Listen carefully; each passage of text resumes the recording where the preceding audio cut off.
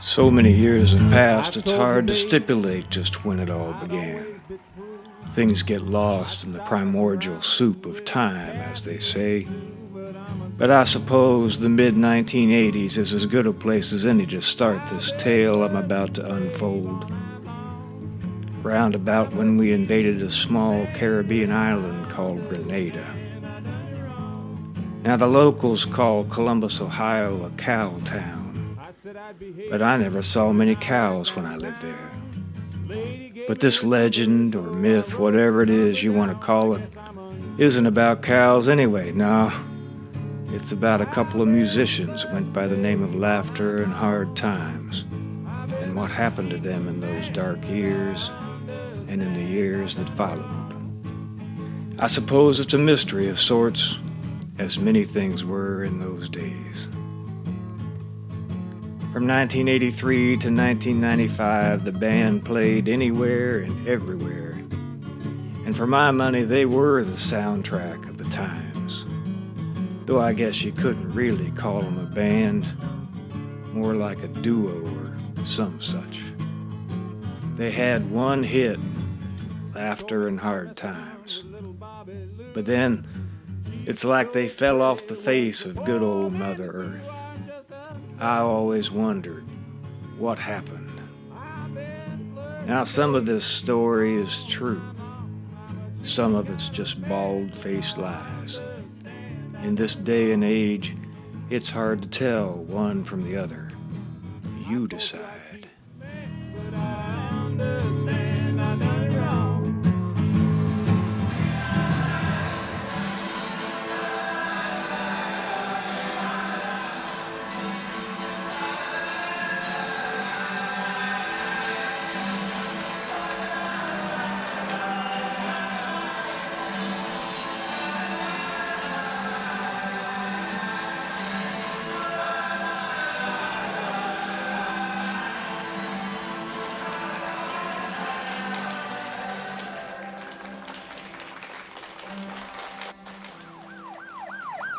So apparently there's some sort of mystery as to what happened with Laughter and Hard Times. It's no mystery. If somebody, Bruce, is mystified, you can just simply walk up to a mirror and take a good look. Let's just start with the name, okay? Now this goes back to the deep roots. Back in 81 or something, Doctor hired us to play music behind some canapes and caviar, some little soiree he was having. But I was hungry, and so we did it. We played our little background music, la-di-da. Might have sang a little bit, but probably not. And it was very nice. We got paid, $10 or something. I don't know what it was.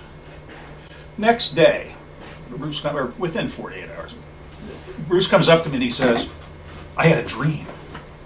I dreamed we were performing in front of a vast audience. And they announced it to everybody, 'Ladies and gentlemen, Laughter and Hard Times.'"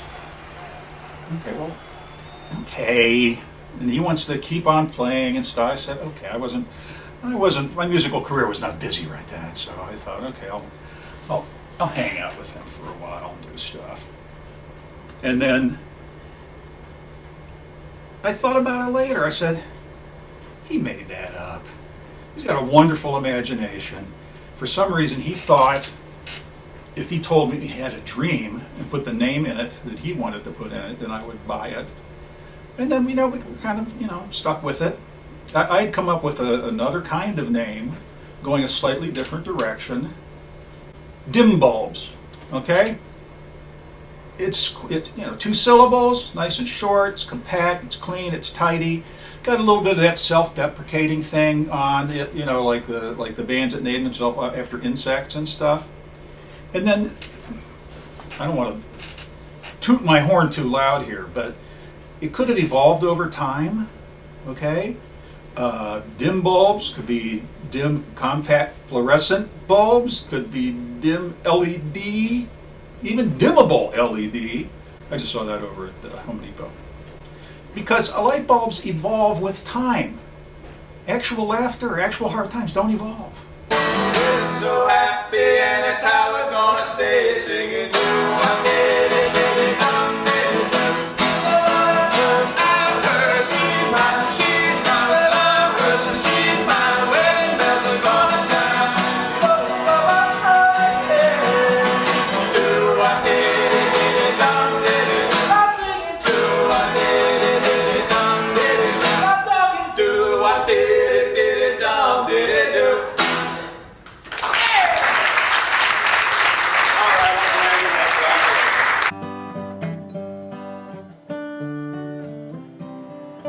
Really, it's true. I did have a dream. In the dream, John and I were playing on this big stage, and the announcer said, "Ladies and gentlemen, please welcome laughter in hard times." And I knew that's what we were supposed to do.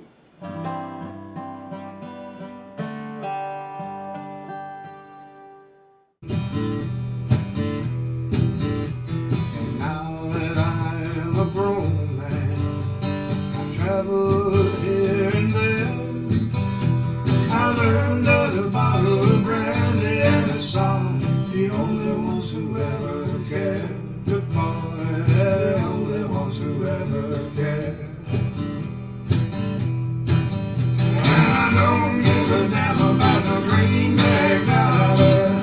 Spend as fast as I can. Put away this song and a good guitar. That I understand upon the only things that I understand. I don't give a damn about the greenback dollar. Spend as fast as I can. Go away with that song and a good guitar. The only things that I understand. Oh, yeah, the only things that I understand. Yeah, the only things that I understand. Goodbye, the only things that I understand.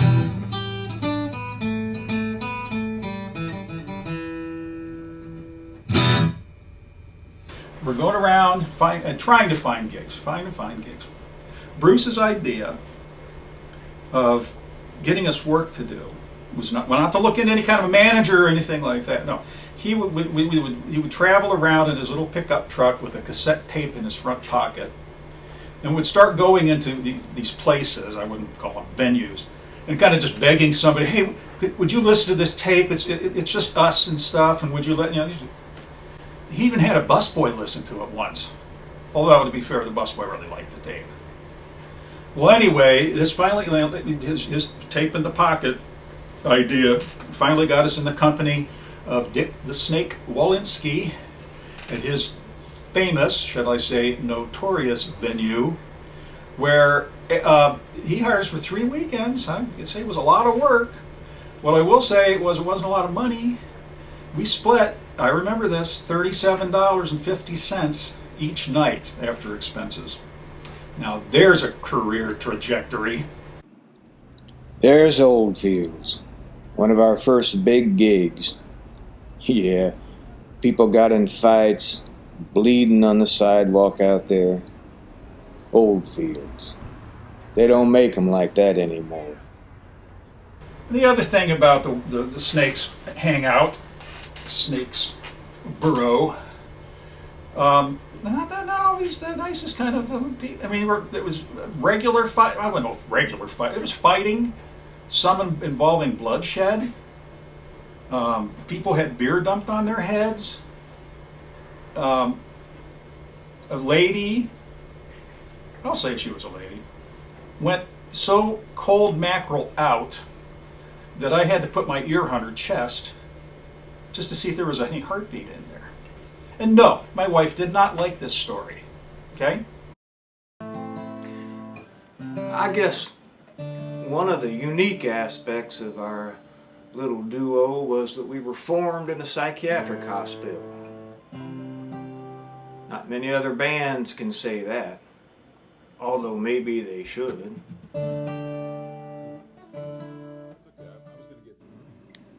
So this is where John and I met, where it all started. Harding Psychiatric Hospital. or what once was the hospital. It's pretty much a ghost town now. But I'll drive around and let you get a feel for the place. This was the administration building. When we worked here, it was all brand new. And here's the building where John worked, Westover. Now it's all boarded up, fallen on hard times. I guess that's fitting, being as our name was Laughter in Hard Times. Just another night in the same old bar. I can't seem to find the door. Lost my taste 2 hours ago, so what I'm drinking, it don't matter anymore. We came here when times were good, we came as they were slipping away. Since you left with that other guy, I got no reason to go, and so I stay with the peanut shells, pretzels, and beers, cigar smoking memories and years, all those silly come-on lines between the laughter and hard times.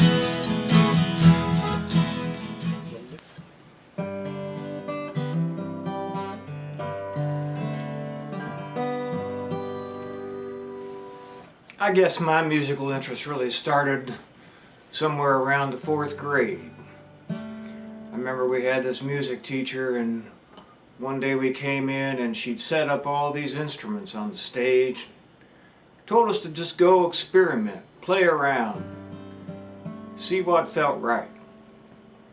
Now I wanted to be a drummer because she had this bright red sparkly snare drum, looked so cool. But alas, I had no rhythm.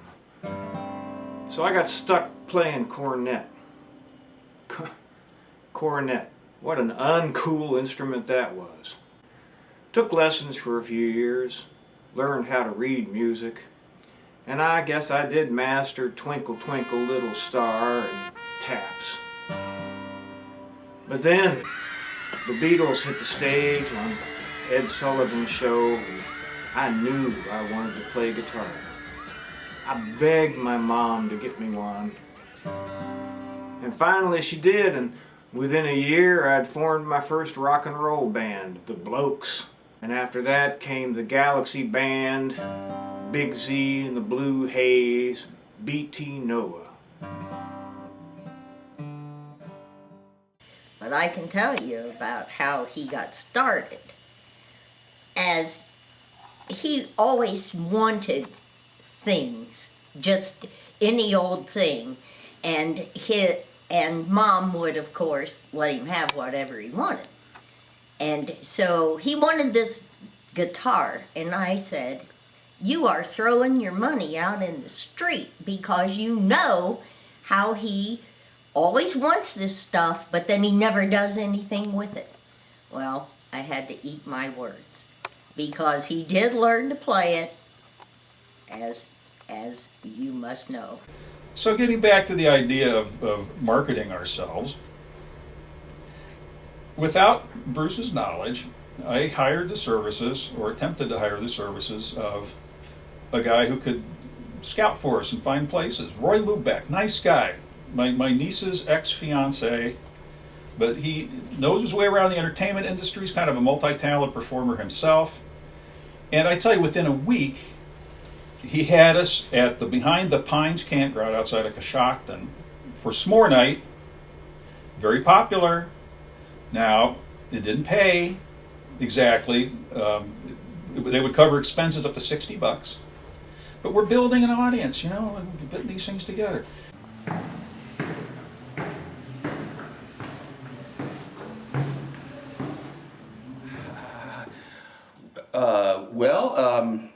Man, I'm going to have to talk to my witness program fellow, the handler, because I'm doing the fifth here. That's one of my biggest disappointments in my life is that John and Bruce, they could have been awesome. They could have been the next Beatles. Yeah, I know that sounds like a big statement there, but I'm telling you, those guys were huge. If they'd have followed my lead, there's no doubt that they would have been just skyrocketed. They were on their way, and I was putting them in places that would have made their name, you know. King Cone, there was a dairy place there for ice cream, and had them booked there, and the people that were upset when they found out that Bruce and John turned me down. But yeah, if they could have just kept going to some of the places that I suggested, it was phenomenal. But yes, there's been some misrepresentation over me.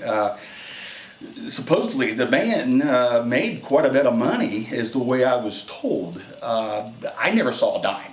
Never saw a dime. Never. But that's the little bit of a disappointment there, that the boys didn't get what they deserved.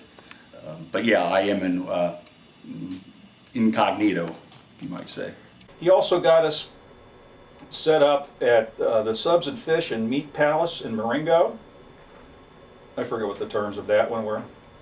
And then the Goody Nook. This is a combination BP station with a dining room, good deli food. Here again, you know, I didn't have to lift a finger. Roy was just running around doing all this stuff. Go back to Bruce.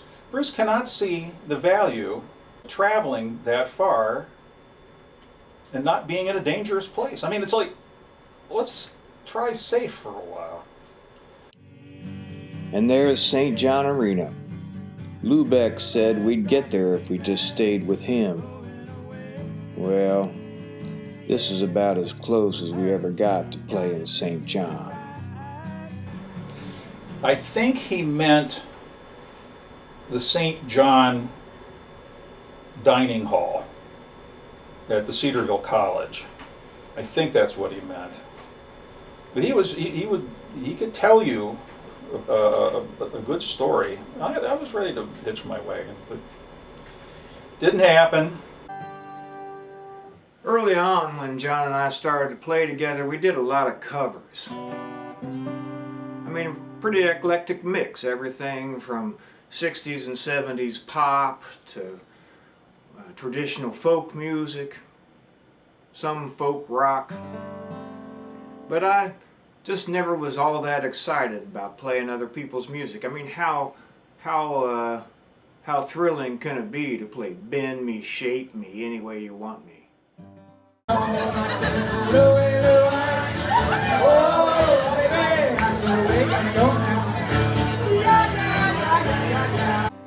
So I kept saying to him, I wanted us to do all original music.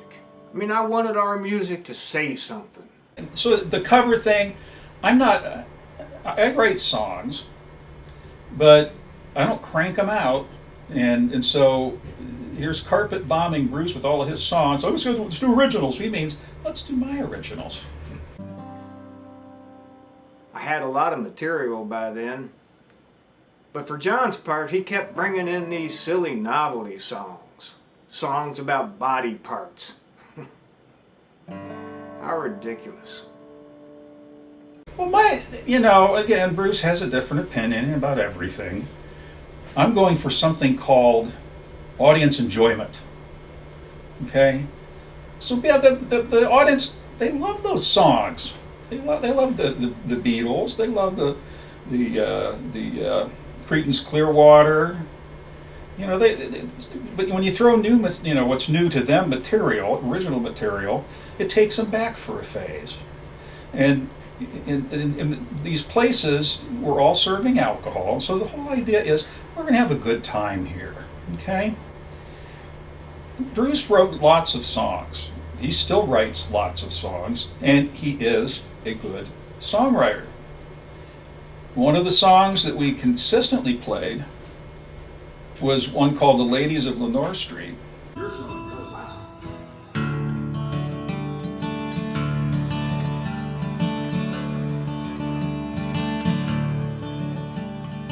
Ladies next door don't come out anymore.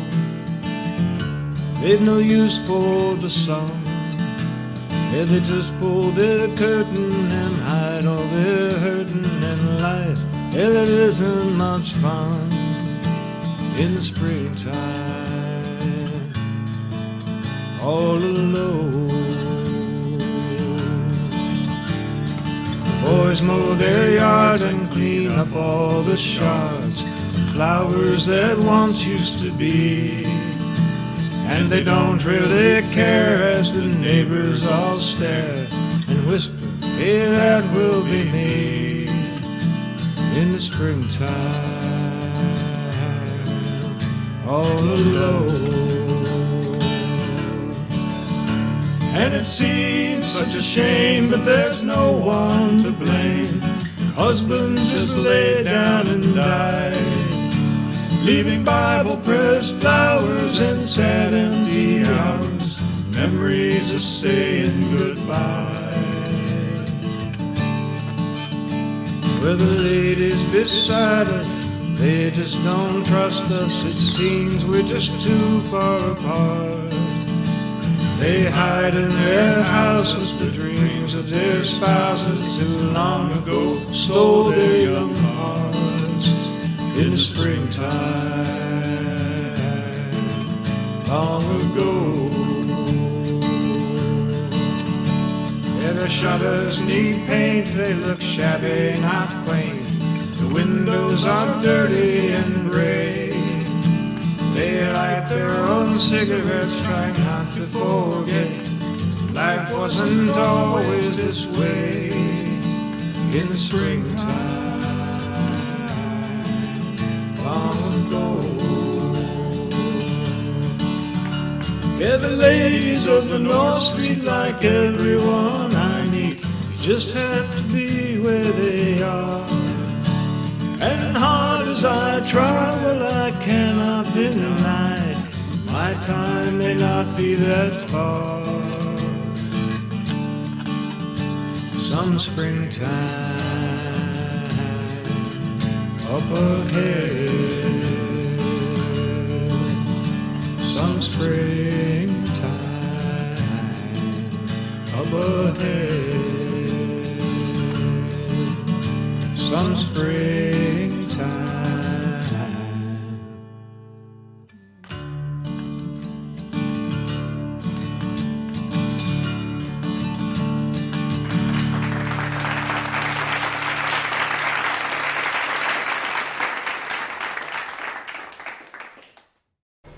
And this is a song about widowed old ladies in a death spiral.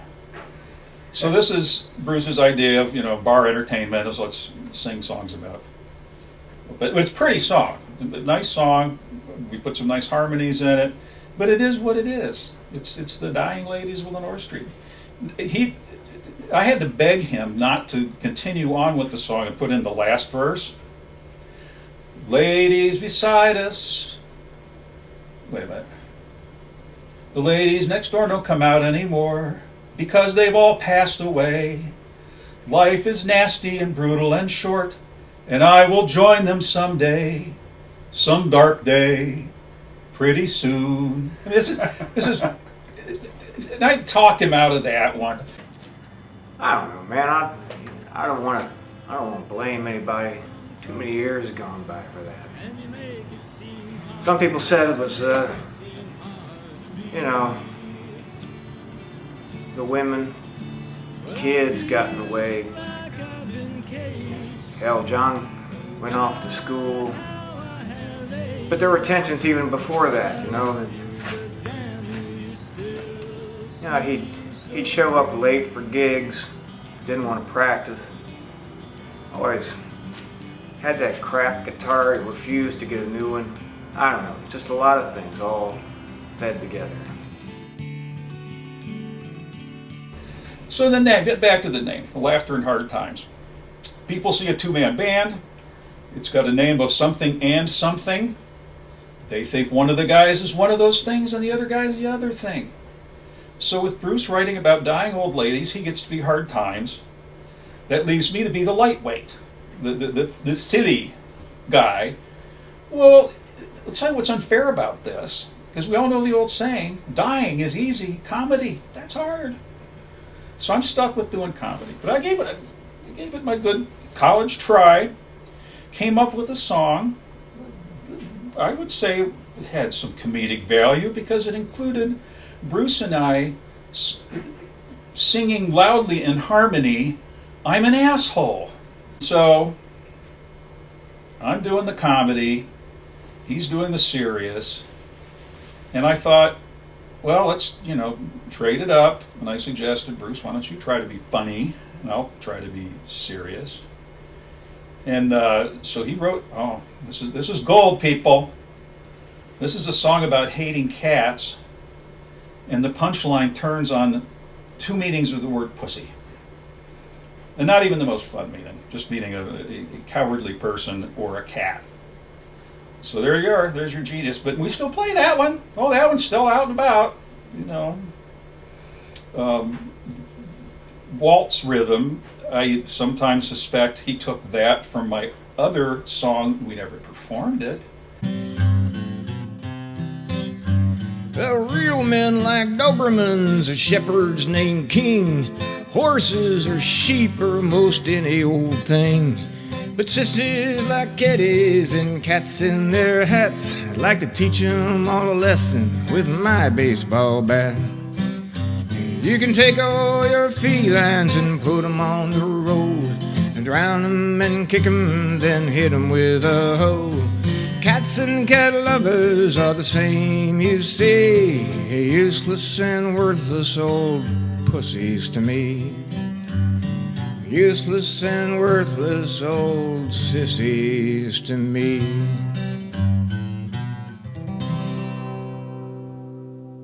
So I said, okay, must be time for me to try to do serious. So I like I said, I don't. Bruce will have 3 or 4 songs in his pocket by the time he's done doing his morning squat. I can take up to a day and a half to write a song. A little craft involved, I don't know. So I said, okay, I'm gonna do a serious song. What's serious? What's serious? Oh, I know, the Old Testament. I said, no, let me pick up a Bible and start flipping through it and see if I can find something serious enough in there. Not a lot of humor, I don't think. And I came up the book of Ecclesiastes, and I thought, okay, from the Bible, it's serious, Old Testament. So I write a nice kind of minor key, kind of a philosophical song based on Ecclesiastes. And I was, a little shy coming and bringing it to Bruce because he's the king of serious songs. And my song goes like this: and it's all the same, and it's all in vain, and it's all the same. That was the refrain, if you will. And you can see what I'm doing there. I'm repeating the word same to kind of reinforce that it's all the same. So I come to Bruce again, a little bit shy, and I play it for him. And Mr. Sensitive Cares About Dying Old Ladies picks up his guitar and does a parody on the spot. And it's all the same, and it's all in vain, and I'm a train, and you're a flame. And it's like, okay, go write some more songs about cats. By the mid-90s, we'd started to drift apart. At least there were cracks in the foundation. And John moved to Midland, Michigan. What a god-awful place that was. I visited him there once, but it seemed like the magic was gone.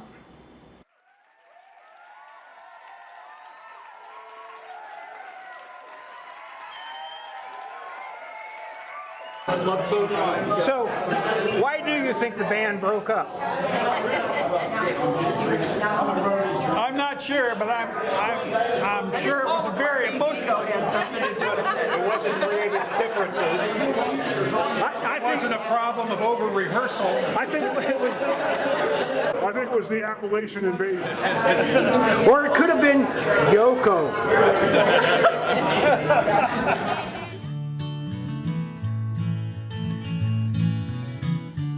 Like a faded photograph, calling up just one more laugh. Colors tell it all so well. One more time, now what the hell? I went back to rock and roll for a while.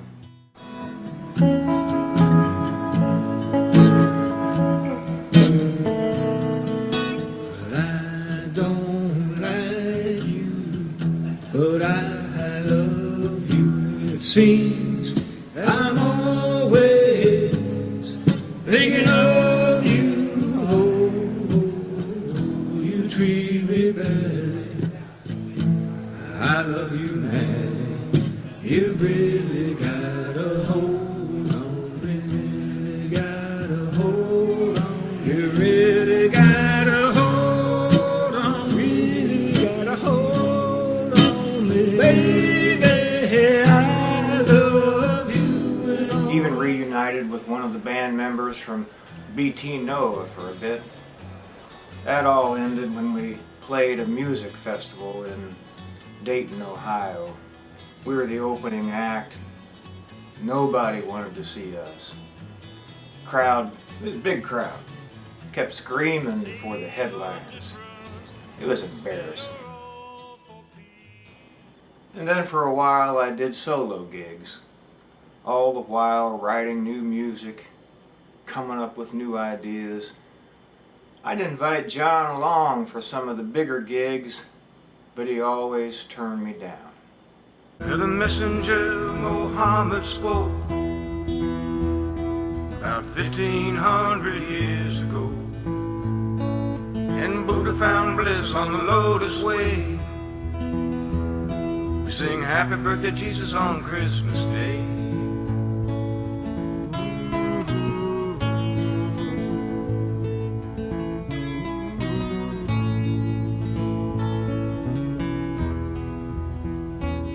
You got 400 channels and a flat screen too, but they don't fill the holes inside of you. Drink Dom Perignon and you eat caviar, but in the dark on the road you wonder who you are. I light a candle and I light a fire for the best and the worst of my heart. Yes, I light a candle and I light a fire for the best and the worst of my heart's desire.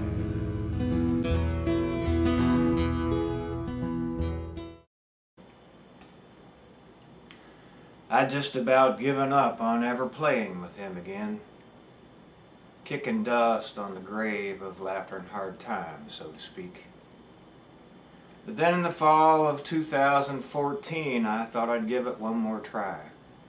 And to my surprise, he agreed to play.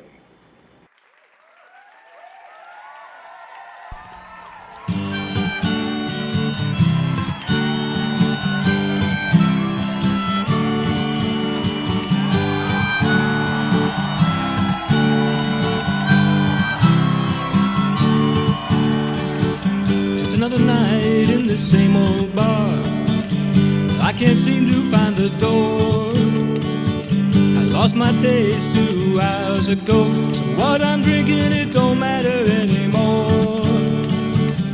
We came here when times were good.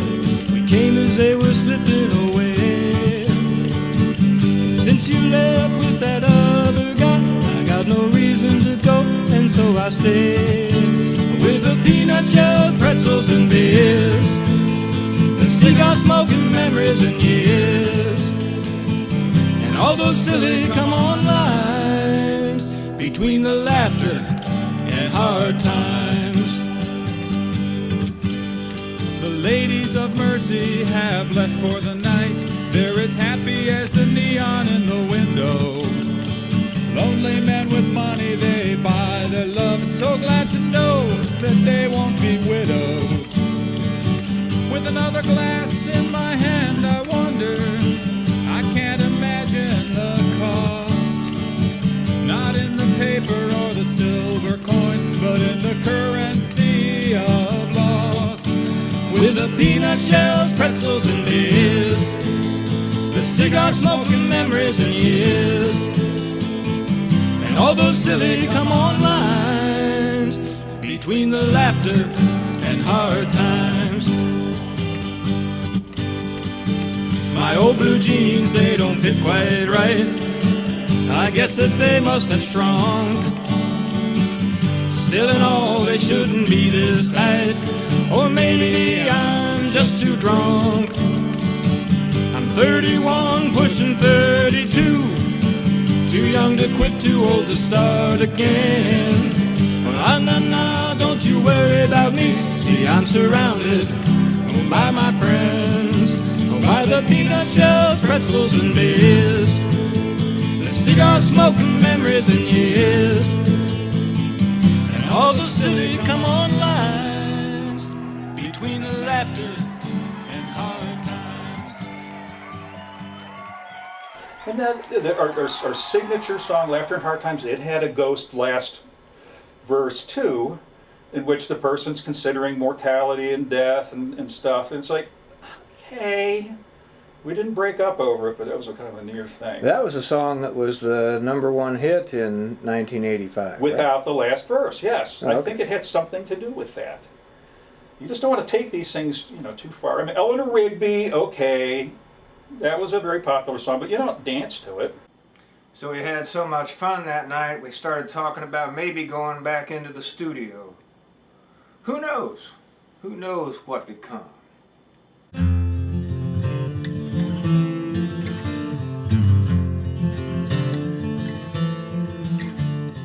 Seeing these old friends makes me feel restless again.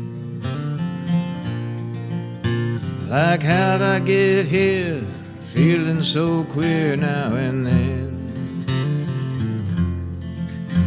Well, I guess I still love them just like I did way back when. But every so often, twixt here and the coffin, I feel like I've got to pretend.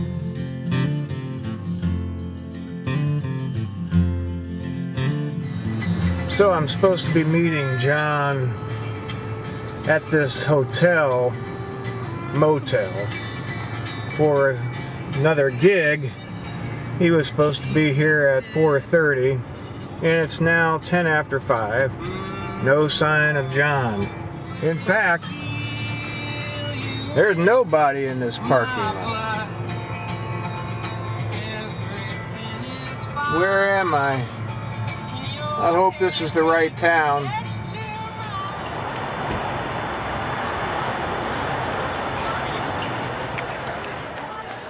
This is it. Brew Nation. No sign of John. So here we are again. I'm all set up. Still no sign of John.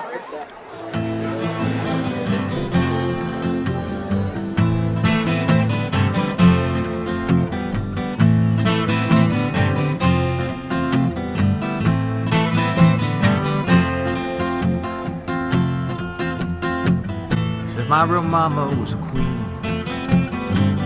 He says daddy must have been a real fine man. But I know his mama loved the rock. She didn't even know who was man. The child comes to the asylum, winter of his 11th year. Bangs his head and he punches his face. He says, there ain't nothing that Antoine fears. Antoine got a razor in his heart. You can see that it cuts him apart. You stand close to him, you feel the wind blow, 'cause Antoine got a razor and everybody knows. Oh yes, once we both got our little advanced degrees, I thought, ding, paradox, pair of docs. See, compact, tidy. Nope. Stayed Laughter and Hard Times. When I think about how Bruce treats me and how I treat Bruce, paradox. I'm not sure what happened. Not sure what will happen.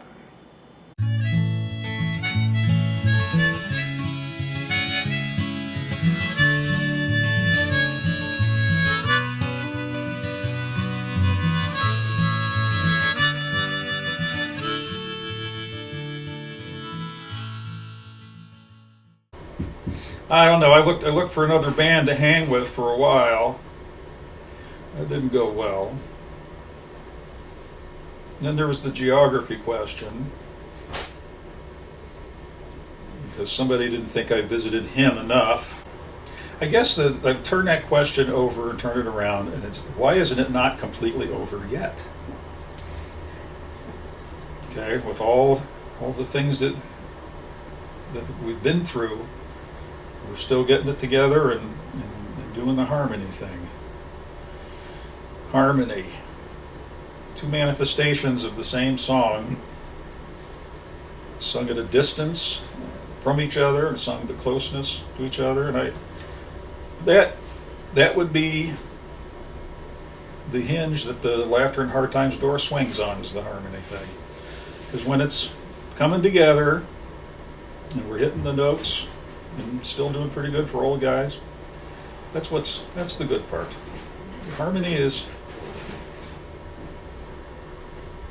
I don't know. Harmony is life. How's that? Is that too sappy? Is it too maudlin? But it's a moment when you ask people to listen to you perform music.